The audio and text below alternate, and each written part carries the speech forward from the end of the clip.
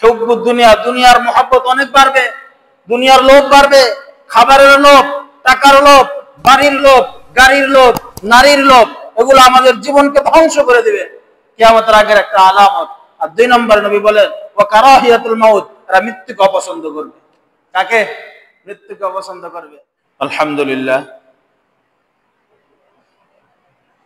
Police line Abdullah জামে মসজিদের সম্মানিত মুসল্লিয়ানে কেরাম,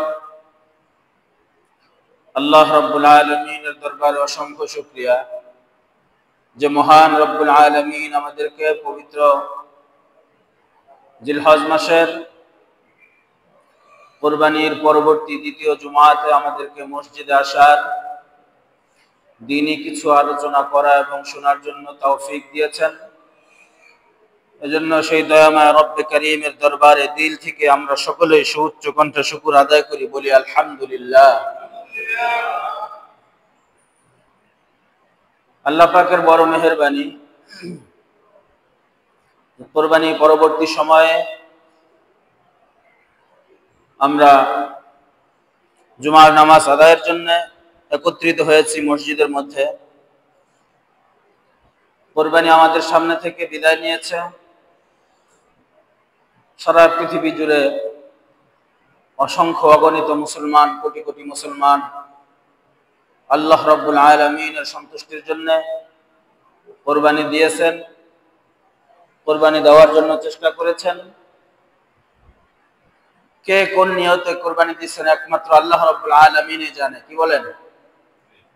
কার কুরবানিটা ছিল একমাত্র আল্লাহর জন্য, কার কুরবানিটা ছিল লোক দেখানোর জন্য, কার কুরবানি ছিল সমাজ রক্ষা, পরিবার রক্ষার জন্য, এই সব একমাত্র কে জানে? আল্লাহ রাব্বুল আলামিন, অন্তর্যামী যিনি আছেন তিনি জানেন। আল্লাহর কাছে দোয়াটাই করি যে আল্লাহ রাব্বুল আলামিন যেন সারা পৃথিবীর সমস্ত মুসলমানের কুরবানির যত জন্তু আছে, কুরবানি হয়েছে, সব কিছু যেন আল্লাহ কবুল করে নেন। সকলেই বলি আমিন। বর্তমান বিশ্ব পরিস্থিতি এমন এক পর্যায়ে চলে গেছে যে মুসলমান যদি শুধু নামাজ এবং রোজা নিয়ে ব্যস্ত থাকে, নামাজ এবং রোজা ছাড়া বাকি যত দিনই কাজকর্ম আছে এগুলা যদি মুসলমান ছেড়ে দেয়, তখন এই উম্মতের কপালে অনেক খারাপই আছে। কি আছে? খারাপই আছে। আল্লাহ রাব্বুল আলামিন যে কোরআন নাজিল করেছেন নবীজি মুহাম্মদুর রাসূলুল্লাহ সাল্লাল্লাহু আলাইহি ওয়াসাল্লামের উপরে, এই কোরআনের মধ্যে তো অনেক বিধান আছে। কোরআনের মধ্যে কি আছে? অনেক বিধান আছে, একটা দুইটা বিধান না। শুধু নামাজ রোজা হজ যাকাতেই না, আরো কি আছে? অনেকগুলো বিধান আছে। কিতাবের মধ্যে আসছে ইমানের ৭৭টি শাখা আছে। কয়টা শাখা? ৭৭টি শাখা। এর মধ্যে আছে ইমানিয়াত, আমালিয়াত আছে, আখলাকিয়াত, এরকম ভাবে অনেক কিছু আছে। লেনদেন, চলাফেরা, কথাবার্তা, আদব লেহাজ, বিভিন্ন বিষয় আছে ইসলামের মধ্যে, ইমানের মধ্যে। এজন্য একজন মুসলমান হিসেবে আমাদের ইসলামের প্রতিটি বিষয়ের উপর আমল করার জন্য চেষ্টা করা অত্যন্ত জরুরি। প্রতিটি বিষয় তো আমরা আমল করতে পারি না, বরং যেই বিষয়গুলো আমরা আমল করি, নামাজ রোজা বলেন, হজ যাকাত বলেন, এগুলোও আমরা পরিপূর্ণ হক আদায় করে করি না।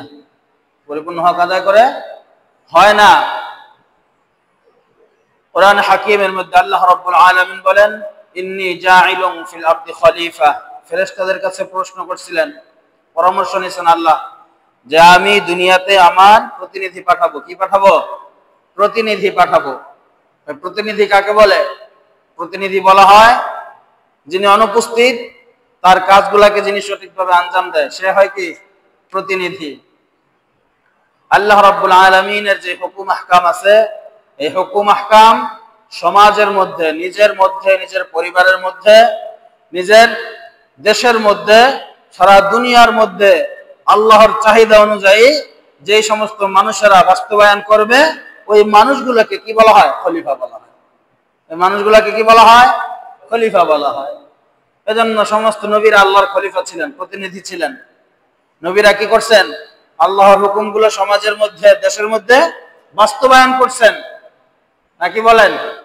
কোন নবী কেমন আছে যে আল্লাহর বিধানগুলো সমাজে বাস্তবায়ন করে নাই?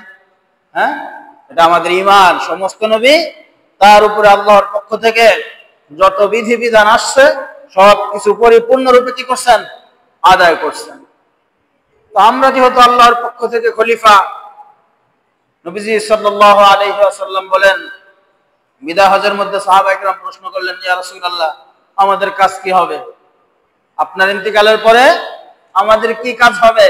নবীজি সাল্লাল্লাহু আলাইহি ওয়াসাল্লাম বলেন, আমার যেই কাজ ছিল তোমাদেরও সেই কাজ। দেখছেন নি?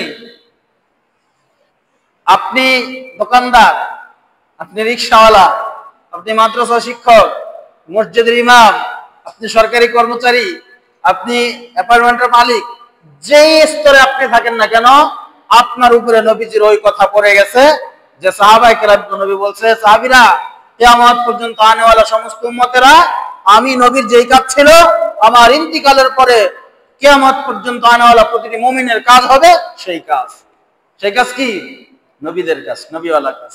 নবীওয়ালা কাজ ছিল দাওয়াত, নবীওয়ালা কাজ ছিল তাবলীগ, নবীওয়ালা কাজ ছিল জিহাদ, নবীওয়ালা কাজ ছিল আল্লাহর জমিনে আল্লাহর দ্বীন বাস্তবায়ন করা, নবীওয়ালা কাজ ছিল সত্যকে প্রতিষ্ঠিত করা। নাকি বলেন?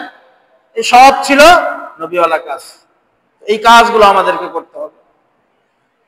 কোরআনে বলেন, আল্লাহ রাব্বুল আলামিন বলেন যে আমি এই দুনিয়ার কর্তৃত্ব, এই দুনিয়ার ক্ষমতা মুসলমান তোমাদের হাতে তুইলা দিব। কাদের হাতে? তোমাদের হাতে তুইলা দিব। শুধু দুইটা জিনিস করো। কয়টা জিনিস করো? দুইটা জিনিস করো। নিজের জিন্দেগিটাকে গুনাহমুক্ত জিন্দেগি বানাও। কি মুক্ত জিন্দেগি? গুনাহমুক্ত জিন্দেগি বানাও। নিজের জিন্দেগিটা গুনাহমুক্ত বানাও। আর মৃত্যুর ভয় এটা নিজের থেকে কমায় নাও। আমরা কি পাই? মৃত্যুকে ভয় পাই। আমরা কারে ভয় পাই? মৃত্যুকে ভয় পাই। কিয়ামতের আগে দুটো জিনিস বেশি পরিমাণে বাইরে যাবে। দুটো জিনিস বেশি পরিমাণে বেড়ে যাবে। হাদিসের মধ্যে নবীজি বলেন, হুব্বুদ দুনিয়া ওয়া কারাহিয়াতুল মাউত। আমার উম্মতেরা শেষ জামানা যখন আসবে দুটো জিনিস অতিরিক্ত হারে মানুষের মধ্যে ঢুকবে। একটা হুব্বুদ দুনিয়া, দুনিয়ার মুহাব্বত, দুনিয়ার লোভ অতিরিক্ত। এখন আমাদের, আগের জামানার মানুষ কি ছিল? কোন রকম খায়া পড়ে যাইতে পারলেই হয়, ঠিক না? এত কিছু দরকার নাই। আর এখন অনেক কিছু আছে তারপর বলে আমার কিছু নাই। অনেক কিছু আছে তারপর বলে আমার কিছু নাই। এটা কিয়ামতের আগের একটা আলামত। হুব্বুদ দুনিয়া, দুনিয়ার মুহাব্বত অনেক বাড়বে, দুনিয়ার লোভ বাড়বে, খাবারের লোভ, টাকার লোভ, বাড়ির লোভ, গাড়ির লোভ, নারীর লোভ, এগুলো আমাদের জীবনকে ধ্বংস করে দিবে। কিয়ামতের আগের একটা আলামত। আর দুই নম্বর নবী বলেন, ওয়া কারাহিয়াতুল মাউত, এরা মৃত্যুকে অপছন্দ করবে। কাকে? মৃত্যুকে অপছন্দ করবে। হুব্বুদ দুনিয়া, দুনিয়ার মুহাব্বত অনেক বাড়বে, দুনিয়ার লোভ বাড়বে, খাবারের লোভ, টাকার লোভ, বাড়ির লোভ, গাড়ির লোভ, নারীর লোভ, এগুলো আমাদের জীবনকে ধ্বংস করে দিবে। কিয়ামতের আগের একটা আলামত।